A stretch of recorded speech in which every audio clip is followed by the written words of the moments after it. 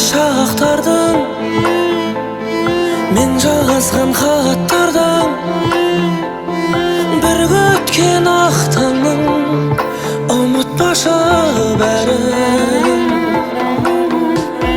елжіреп езілген, мен ғана сезінген, басқаны сезіммен жылытпашы жаным.